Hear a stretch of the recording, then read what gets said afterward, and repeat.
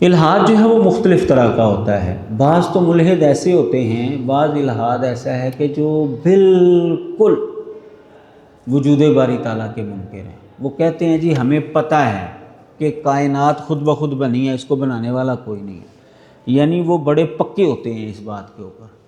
اس کو الحاد مطلق کہا جاتا ہے، یا اس کو گناسٹکزم کہا جاتا ہے، یا اس کو ادریت کہا جاتا ہے۔ ادریے ان کو کہا، یعنی ہمیں پتہ ہے۔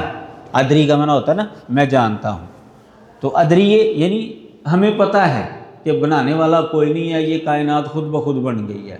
بس وہ جو آپ نے لفظ سنا ہوگا بگ بینگ تھیوری کا، کہ بس دھماکہ ہوا اور کائنات جو ہے وہ بس وہ ایک نقطے سے، بلکہ اس سے بھی ایک چھوٹی سی ایٹم تھا، اس سے جو ہے یہ بڑھنا شروع ہو گیا آہستہ آہستہ آہستہ، پھر کروڑوں اربوں سالوں کے اندر جو ہے یہاں تک پہنچی ہے، یہ ارتقاء کے نتیجے میں یہاں تک پہنچی ہے۔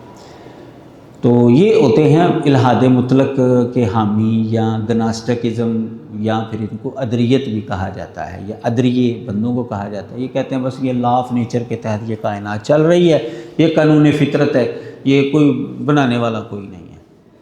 تو یہ کہہ لیں کہ بڑے کٹر قسم کے، متعصب قسم کے جو ہیں یہ ملحد ہوتے ہیں۔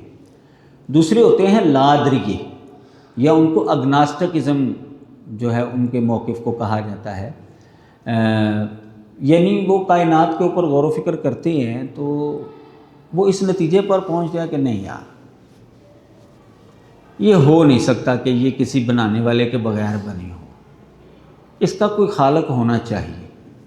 یعنی وہ اس کے وجود کے اوپر، اس کی ترتیب کے اوپر، اس کی تخلیق کے اوپر غور و فکر کرتے ہیں تو ان کی عقلیں عاجز آ جاتی ہیں، تو وہ یہ مانتے ہیں کہ یار اس کا بغیر خالق کے وجود ماننا جو ہے نا یہ کوئی صحیح نہیں لگتا۔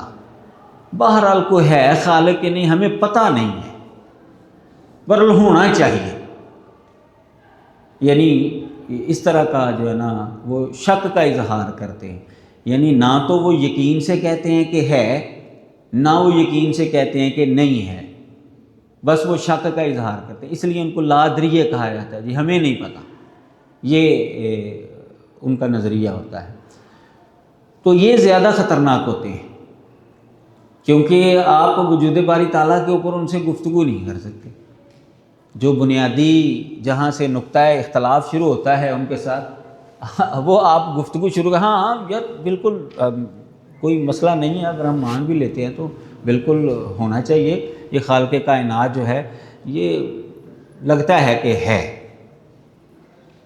وہ اس طرح کی بات کر کے وہ آپ کے سارے دلائل جو ہے نا وہ ختم ہو جائیں گے، وہ گفتگو جو ہے وہ ختم۔ بہرحال گفتگو تو ان سے بھی ہو سکتی ہے اور ہوتی بھی ہے، پھر اگلے سٹیپوں کے اوپر گفتگو ہوگی کہ زندگی گزارنے کے لیے کسی ہادی کی ضرورت ہے، کسی اصول اور ضابطے کی ضرورت ہے، یا کہ بندہ جو ہے وہ مادر پدر آزاد ہے کہ جو اس کا دل چاہے جانوروں کی طرح جو ہے وہ جو مرضی کرتا رہے۔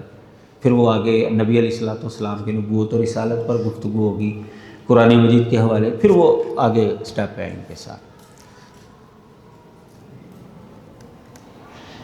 تیسری قسم ہے ملحدین کی ڈیزم، ان کو کہا جاتا ہے۔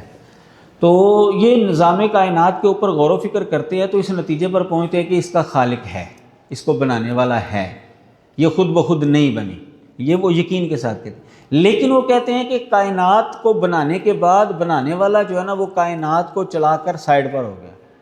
یہ آپ نے عقیدے کی کتابوں کے اندر معطلہ ایک فرقہ جو ہے وہ پڑھا ہوگا، یعنی جس کا نتیجہ یہ نکلتا ہے کہ خدا جو ہے نا وہ اب فارغ ہو کر بیٹھا ہوا ہے، یعنی ان کی تفصیل کے اندر جائیں تو خدا فارغ ہو کر بیٹھا، معطل ہو چکا ہے۔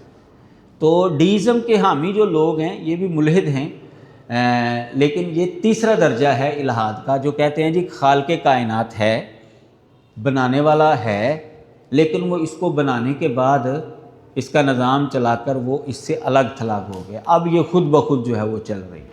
جیسے یہ گھڑی جو ہے کسی نے بنائی ہے، بنانے والا تو ہے، لیکن اب جو گھڑی جب چل پڑی ہے نا تو اب یہ خود بخود چل رہی ہے۔ یہ نہیں کہ ہر وقت اس کو چلانے والا جو ہے اس کو چلا رہا ہے، نہیں، اس کے اندر اب بنانے والے کا جو ہے نا وہ اثر ختم ہو چکا ہے، اب یہ خود بخود جو ہے وہ چل رہی ہے۔ تو اسی طرح جو ہے یہ کائنات اب خود بخود چل رہی ہے، اس کو بنانے والا جو ہے وہ اس سے اب الگ تھلگ ہو چکا ہے۔